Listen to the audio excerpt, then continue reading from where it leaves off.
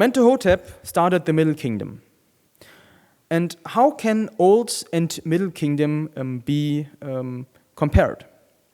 So, of course, what is common is that there was one, again, after the first intermediate period, there was one royal authority.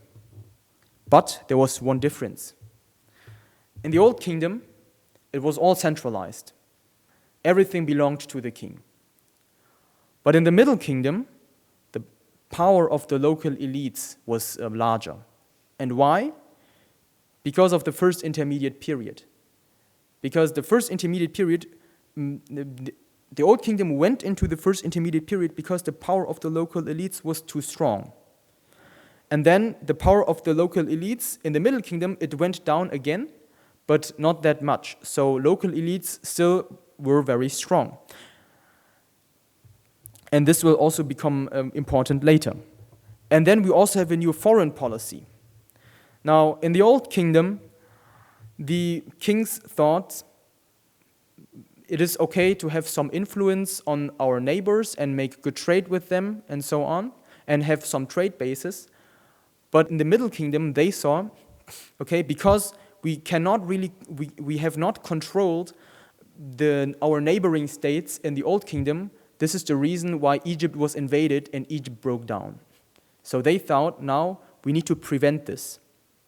And therefore, they had a more aggressive foreign politics and significantly increased interest in the countries beyond Egyptian borders to also control them and maybe conquer them. All with the goal to prevent another intermediate period from happening. And as I already said about the perception of the first intermediate period, that this was a time of Amarna where the chaos ruled over Maat, so the order and justice. And they thought, now the first intermediate period is done, we have the Middle Kingdom, and Maat, justice and order is re-established. And this was also, then the Maat went with the Middle Kingdom on. Another difference is, compared to the Old Kingdom, that in the Middle Kingdom, the mortuary cult was intensified. Now in the Old Kingdom, we already know about the Ka, the spiritual soul. But then in the New Kingdom, the Egyptians started to believe that each person has several spiritual forms. So basically said, there's not only one Ka, there are 2, 3, 4 Kas. And every of these Kas, this belongs to one person, and every of these Kas has its own needs. And this is why the temple, the tombs got bigger and bigger, and why there are more and more paintings in the tombs. Because the Egyptians thought, okay, all of these Kas, they need to know the texts, the magical formulas, the images, and the maps, which guide them along the right path to the realm of the dead, to Osiris.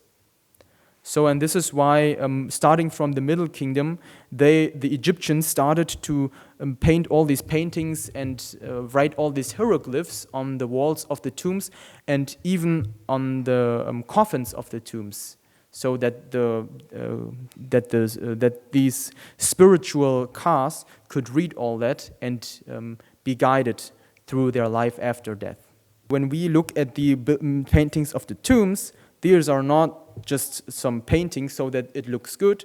They're CVs, they're underground world maps, stories, directions where they go. So very much important information for the dead bodies that the Egyptians thought could be important for life after death. Then let's get back to history.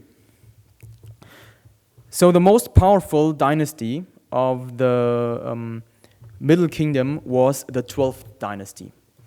It was indeed one of the most successful dynasties in ancient Egypt because in the 12th dynasties there were new administrative structures and organizations invented and implemented that were important for Egypt later becoming the superpower, especially in the New Kingdom. And the first king was Amenemhat I, and Amenemhat his full name was Amenemhat Ititawi. This means Amenemhat takes both countries. And this king is not really important, but his name shows that now in the Middle Kingdom, Egypt is reunified. Both parts, Upper Egypt and Lower Egypt, these both countries, they're in one united country again. And then a little bit more important is Sesostris I. As I said, for the Egyptian Middle Kingdom kings, it was very important to control Nubia, control Palestine, in order to prevent invasions in Egypt, because they didn't want a second intermediate period. So Sesostris I had this foreign policy to show power and mightiness, to control Nubia, and he wanted to make punitive expeditions to take down Nubia and control Nubia.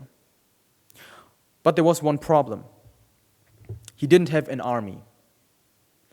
And he didn't have an army because until now, when the Egyptian kings went to war, they asked they always had to ask the local rulers to give them soldiers. And we can look at that like he was the king, and he were the nomarchs. So nomarchs are the local rulers.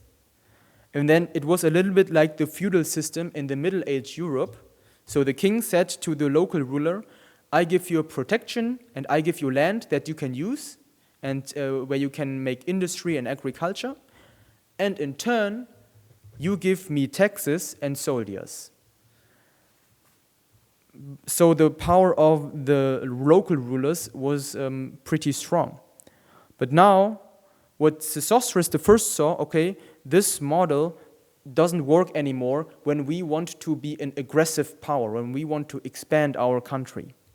So he established the first standing professional army that was not from the local rulers, but that stood directly under the command of the Egyptian king. And with this standing army, he could now start to make all his expeditions and conquer the countries. And this was also the foundation for the success of the Middle and also in the New Kingdom as world power. Regarding the domestic policy, Sesostris I invented the mayors. So he didn't want those local rulers to be the rulers of the districts anymore, but he set up mayors over the cities and the districts, which were directly accounting to the king and reporting to him. And in this way, he weakened the power of the local rulers and was able to further centralize power in the king. And of course, he continued to build the temple complex of Karnak. But the most important king was Sesostris III. In the time of Sesostris III, he reigned about 40 years. This was the climax of the Middle Kingdom. And let's look at a few of his policies. So regarding his policies, he continued to build up what Sesostris I started. So he continued to build up the army in order to secure these trade routes to Central Africa. So here around the Second Cataract, he made more fortifications and military trade bases. He also moved the border down from the First Cataract to the Second Cataract. And he also had increased interest in the Levante. I think you all know the Lebanon woods, which is one of the best woods in the Middle East region. And he also wanted to have that wood, so he also extended his influence into the Levante, so Palestine, up to Lebanon. And we see that Sesostris III, in this way, was significantly more aggressive regarding his international neighbors.